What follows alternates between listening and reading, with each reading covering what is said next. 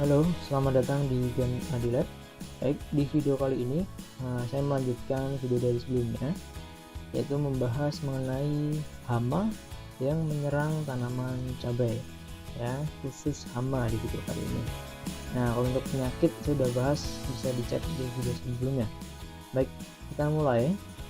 Nah, yang pertama ada lalat buah kalau itu. Nah, lalat buah ini dia pada fase lalat buah dia juga merugikan, dan pada fase larva dia juga merugikan. Nah, kalau yang pada fase lalat atau imago, nah dia itu menyerap sari-sari dari suatu buah seperti itu.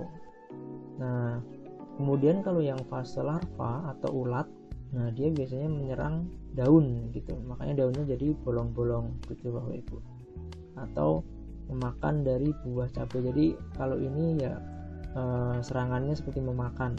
Nah, kalau yang lalat itu menusuk dan menghisap seperti itu. Nah, contoh lain ada ulat tanah ya. Ulat tanah dia biasanya mengganggu perakaran ya, area perakaran. Mungkin kalau ibaratnya urat gitu. Tapi juga ada yang namanya ulat ya, larva ini ulat geraya ada.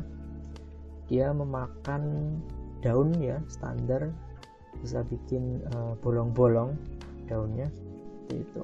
Kalau yang ini menyerang area akar, ulat tanah ya, seperti itu. Nah ini adalah uret. Uret ini biasanya ada di tanah. Nah, ini nanti kalau dibiarkan akan menjadi ini serangga dewasa ini. Ini namanya kalau nggak salah macam-macam ya, saya lupa ini namanya apa. Nah, ini kalau dibiarkan larva ini dia akan menjadi ini serangga ini. Nah, serangga ini biasanya dia menyerang pada area kelapa ya Bapak Ibu, pada bagian tanaman tahunan, kelapa sawit. Nah, mereka menyerang di situ.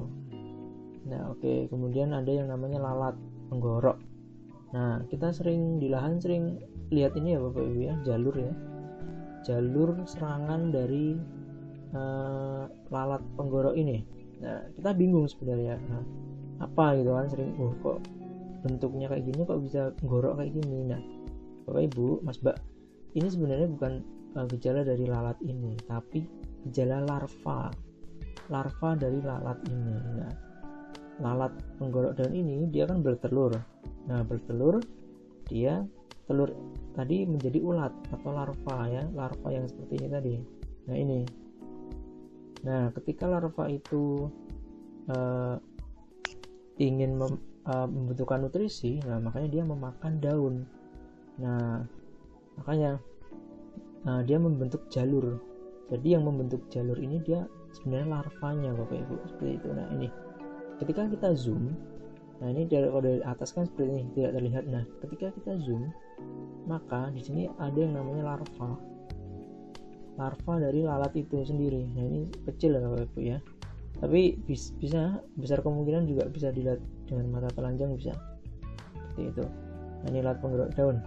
Jadi yang memakan daunnya ini adalah tahap larvanya Bapak Ibu, bukan lalatnya ya. Kalau lalatnya dia penusuk menghisap, dia biasanya memakan buah seperti itu. Lalat buah makanya. Nah, jadi jalur-jalur ini disebabkan oleh larva seperti itu, ulat ya. Oke. Nah, selanjutnya ada yang namanya kelompok kutu kebul. Ini kutu ya, Bemisia tabaci. Nah, dia ya penusuk penghisap juga. Nah, kemudian ada thrips. Nah, ini sering menyerang ya pada cabai, thrips.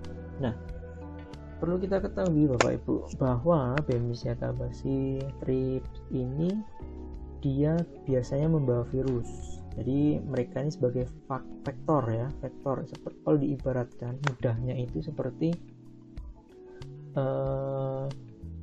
nyamuk demam berdarah ya. Jadi ketika nyamuk ya menusuk manusia gitu ya, nah kita bisa terkena demam berdarah. Nah, ibaratnya seperti itu. Nah, cabai pun sama, thrips dia membawa virus yang dapat merusak cabai. Nih contohnya seperti ini. Dan ini adalah gejala virus. Biasanya gejala virus itu dia merubah struktur dari tanaman, dari daun gitu. Nah ini ya, jadi lihat entah itu kerdil, entah itu tanamannya jadi bergelombang. Yang jelas gejala seperti ini disebabkan oleh virus. Nah virus itu ditularkan oleh vektor gitu. Nah jarang ditemukan kasus virus ditularkan oleh angin gitu jalan.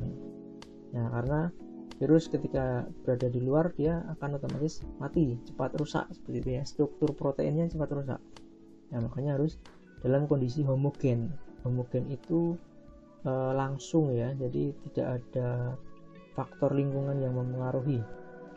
Nah, kalau ada faktor lingkungan yang mempengaruhi itu biasanya virusnya rusak, itu proteinnya rusak.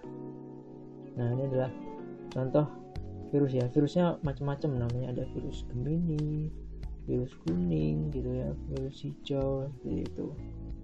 Nah ini adalah contohnya. Nah thrips ya, jadi virus itu dibawakan oleh thrips atau yang lain, misalnya aphids juga bisa. Nah ini contoh nama virusnya, TMV, TOMV gitu, PMMV gitu. Nah virus itu namanya cuma seperti itu Bapak Ibu. Jadi kalau yang biasanya para peneliti ya, ilmuwan, dosen, nah dia menamakannya ada V-nya ini. Kalau ada tulisan V gini, nah dia biasanya virus gitu. Nah gitu ya Bapak Ibu, kita bisa tahu merubah struktur, merubah tampilan dari suatu makhluk hidup. Itu keriting biasanya kalau dicabai Bapak Ibu, keriting dan kerdil.